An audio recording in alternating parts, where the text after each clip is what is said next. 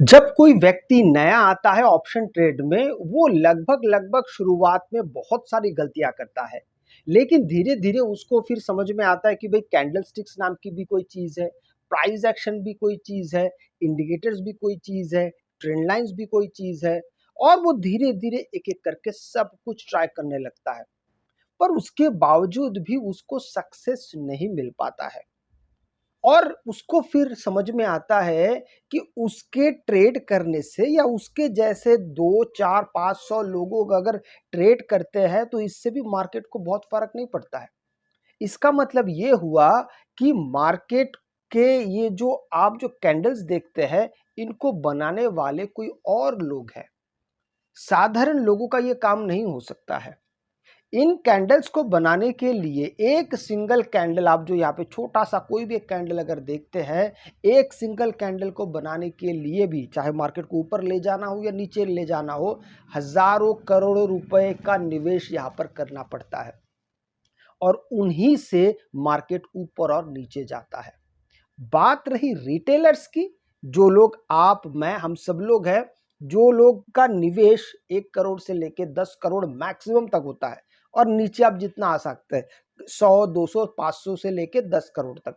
इससे ज्यादा option trade में रिटेलर्स निवेश नहीं करता है। लेकिन जब बात आती है कि मार्केट में उथल पुथल लाने का, तब यहाँ पे जरूरत पड़ती है बड़े प्लेयर्स की, जिसको हम ऑपरेटर्स कहते हैं। ऑपरेटर्स यहाँ पे मार्केट को दिशा देता है। पैसे लगाना, पैसे निकालना, दोनों ही बात। अगर पैसे डालते हैं तो मार्केट ऊपर जाता है, पैसे निकालते हैं तो मार्केट नीचे चला जाता है। बड़ा सिंपल थियरी है। लेकिन अब ऑपरेटर्स किस प्रकार से ये रिटेलर्स को ट्रैप करते हैं, यहां पर अगर आप देखते हैं इस चार्ट को, तो मार्केट शुरुआती समय में मार्केट थोड़ा सा नीचे आया। नीचे आने के बाद फिर थोड़ा ऊपर गया। अभी जितने यहाँ पे रिटेलर्स है, उनके दिमाग में एक आएगा कि भाई मार्केट मार्केट ने क्या किया, डे हाई को क्रॉस नहीं किया है, उससे पहले यहाँ पे बेयरिश फॉर्मेट बना रहा है, शायद मार्केट अब नीचे जाना चाहता है। तो ज्यादातर रिटेलर्स क्या करेंगे, यहीं पे फिर इसको पुट लेके काम करेंगे। फिर यहाँ से नीचे आया, नीचे आने के बाद दोबारा एक स्विंग क्रिएट हुआ। यहाँ पे फिर से लोगों को लगता है हाँ मार्केट दोबारा यहाँ से फिर से शायद नीचे जाएगा, कुछ लोग यहाँ पे खरीदारी भी करेंगे। तो ये उनका ये काम बड़ा बढ़िया चलेगा। फिर मार्केट यहाँ से नीचे आया, यहाँ पे लोग फिर से खरीदारी करेंगे, मार्केट फिर ऊपर गया। अब इस प्रकार के सिस्टम जब तैयार हो जाता है, लोग कॉन्फिडेंस उनका ज्यादा बढ़ जाता है।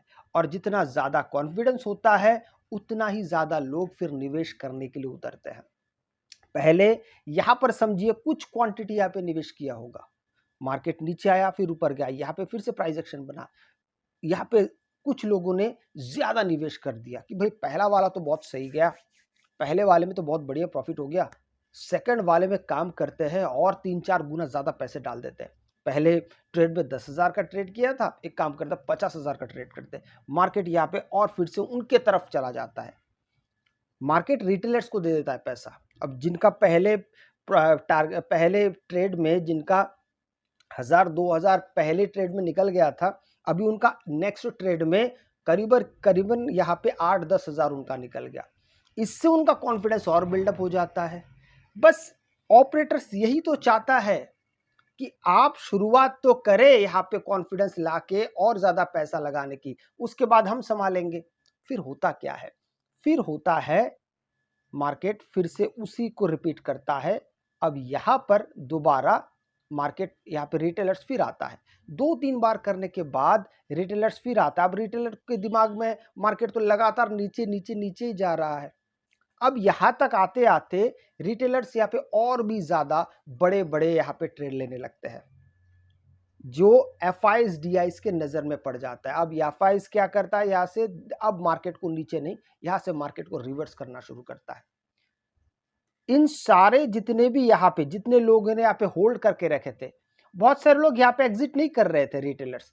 कुछ रिटेलर्स यहाँ पे बने पड़े थे, यहाँ पे बने पड़े थे, यहाँ पे बने पड़े थे।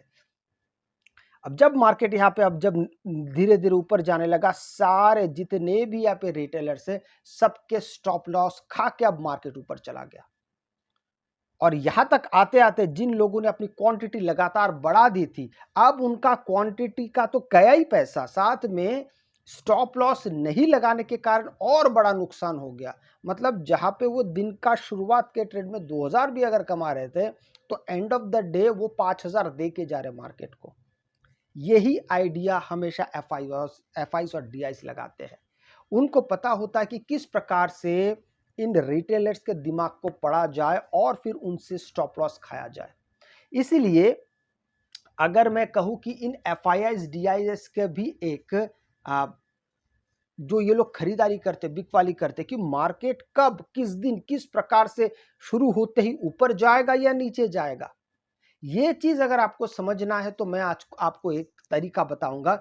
आइए सीधे मैं उस तरीके पे आपको लेके चलता हूं। अब एफआईआईस और डीआईआईस ने पिछले दिन कितना ज्यादा खरीदारी की है, बिकवाली की है, सारा आपको रिकॉर्ड मिल जाएगा इस वेबसाइट पे।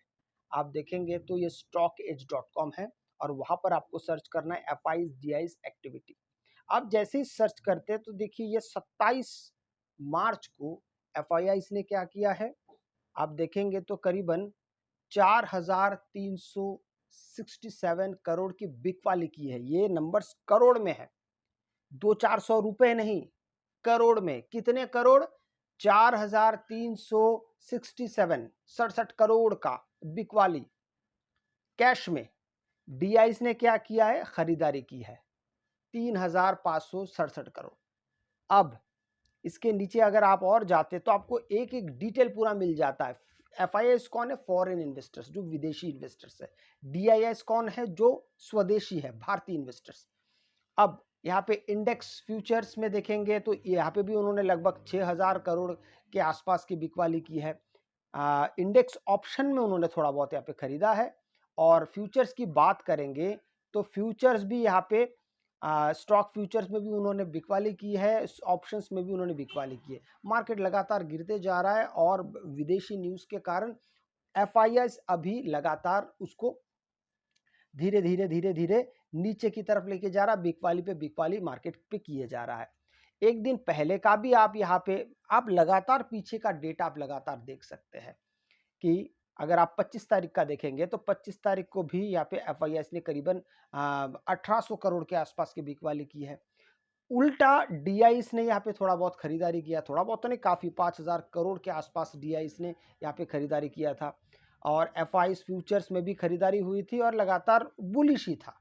सबने यहाँ पे कुछ ना कुछ खरीदा था।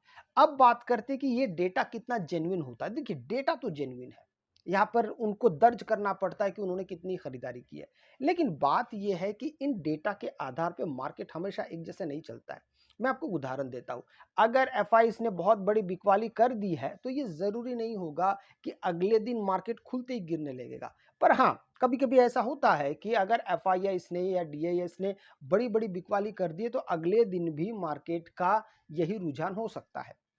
इस डेटा की अगर बात करते हैं तो लगभग 8 साढ़े 8 बजे मार्केट बंद होने के बाद ये डेटा आ जाता है। अब इसी डेटा के आधार पे अगर आप सोचेंगे कि एफआईआईएस ने बड़ी खरीदारी की है तो मार्केट शायद ऊपर चला जाएगा। बहुत सारे लोग ये गलती कर देते हैं कि अगर एफआईआईएस ने डीआईएस ने बहुत बड़ी खरीदारी कर दी तो अगले दिन सुबह आके पहले कॉल लेके बैठ जाते हैं। उनको प्राइस एक्शन से कोई लेना देना नहीं, उनको लगता है कि एफआईआईएस डीआईएस का जो डेटा है वही सब कुछ सही बताता है। हर बार सही नहीं बताता है। इसलिए पूरी तरीके से इन डेटा पे आप लोग आश्रित में मत रहिएगा, पूरे डिपेंड मत रहिएगा अपने ट्रेड को लेके। वहां पर आपको हमेशा एक सटीक तौर तरीके से इस्तेमाल करना है। प्राइस एक्शन सबसे यहाँ पे बेस्ट होगा। हाँ, कभी कभी ये डेटा काम करता है लेकिन हर बार नहीं करता है। अगर आपको मेरा वीडियो अच्छा लगे तो लाइक से सब्सक्राइब जरूर कीजिएगा। आपसे मैं अगले वीडियो मिलता हूं, तब तक के लिए जय हिंद।